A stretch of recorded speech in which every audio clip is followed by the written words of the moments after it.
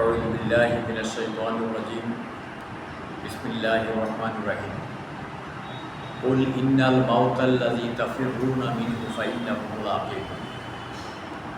মহান আল্লাহ তাআলা ঘোষণা করেন,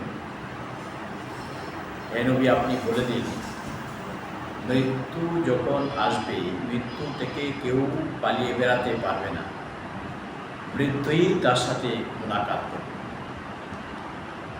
অর্থাৎ আজকের এই ভিডিওটি আমি পবিত্র কোরআন থেকে কেন শুরু করছি, আমার এই ভিডিও শোনার পরে দর্শকরা এটা বুঝতে পারবে। ভারতের একটি উড়োজাহাজ দুর্ঘটনায় 294 জনের মৃত্যু ঘটনা ইতিহাসের এক বড় ট্র্যাজেডি এবং দুঃখজনক অধ্যায় এবং একটি ভয়াবহ দুর্ঘটনা। আপনারা সবাই জানেন যে 12ই জুন বৃহস্পতিবার ভারতের আহমেদাবাদ থেকে লন্ডনের গ্যাটওয়ে বিমানবন্দরের উদ্দেশ্যে এই বিমানটি উড্ডয়ন করে এবং উড্ডয়নের কিছুক্ষণের মধ্যেই স্থানীয় একটি মেডিকেল কলেজে এই বিমানটি পড়ে যায় এবং ওই মেডিকেল কলেজে 50 জনেরও বেশি ছাত্র শিক্ষার্থী মৃত্যুবরণ করে। এটি একটি ঘটনা, যেহেতু বিমানে যাত্রী না হয়েও এই শিক্ষার্থীরা কিন্তু বিমান দুর্ঘটনায় মৃত্যুবরণ করেছে। আরেকটি বিষয়, অলৌকিকভাবে বিমানের সমস্ত যাত্রী মারা গিয়েছেন, একজন যাত্রী অলৌকিকভাবে বেঁচে গিয়েছেন।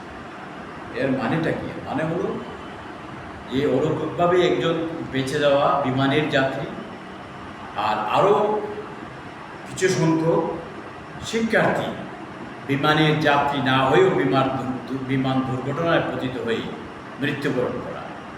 আসলে ওই যে পবিত্র কোরআন থেকে যে আয়াত তেলাওয়াত করছি, সেই আয়াতের অর্থ আপনারা সবাই, আমি রিপিট করছি না, সেজন্যই এটা আল্লাহর হুকুম। আল্লাহ কাকে কখন মৃত্যু দিবেন আসলে আমরা জানি না। আমরা কে কোথায় মৃত্যুবরণ করবো আমরা জানি না, আমরা আজ আছি কাল। কিন্তু যে বিষয়টি অত্যন্ত গুরুত্বপূর্ণ, এই বিষয়টি হচ্ছে যে আমাদের দেশে বা পৃথিবীর যে বিমানের যে ভ্রমণ, এটা সড়ক ভ্রমণের চেয়ে আরও বেশি ঝুঁকিপূর্ণ। বিমানগুলো যাতে ত্রুটিমুক্তভাবে উড্ডয়ন করানো যায়, পৃথিবীর সমস্ত বিমান কর্তৃপক্ষকে সেই ব্যাপারে সচেষ্ট থাকতে হবে। বিশেষ করে বাংলাদেশ বিমান কর্তৃপক্ষকেও এই ধরনের দুর্ঘটনা থেকে শিক্ষা গ্রহণ করতে হবে। শুধু এই ভারতের আহমেদাবাদের যে বিমান দুর্ঘটনা শুধু তাই নয়, আমরা কিন্তু মাঝে মধ্যেই নেপালেও এই ধরনের আরেকটি দুর্ঘটনা ঘটেছিল।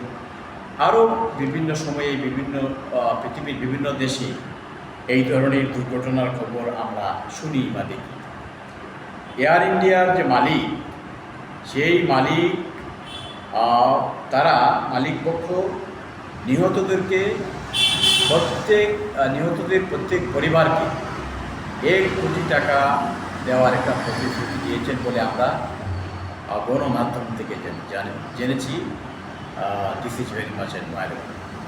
তো আসলে এই 1 কোটি টাকা ক্ষতিপূরণ যারা মারা গিয়েছেন, এটা বেশি কিছু না, তারপর কর্তৃপক্ষ তা গ্রহণ করেছেন। এবং আপনারা সবাই এই সংবাদপত্রে দেখেছেন, শুধু ভারতের নাগরিক না, সেখানে এই মৃত্যুবরণ যারা করেছেন ব্রিটিশ নাগরিক আছেন অনেক, এবং কানাডারও একজন নাগরিক আছেন, আরও অন্য দেশের নাগরিক আছেন, তারা মারা গিয়েছেন। তো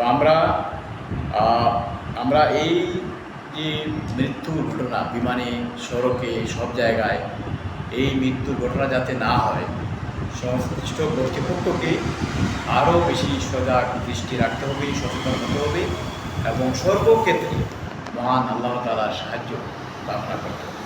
সকলকে ধন্যবাদ। আসসালামু আলাইকুম।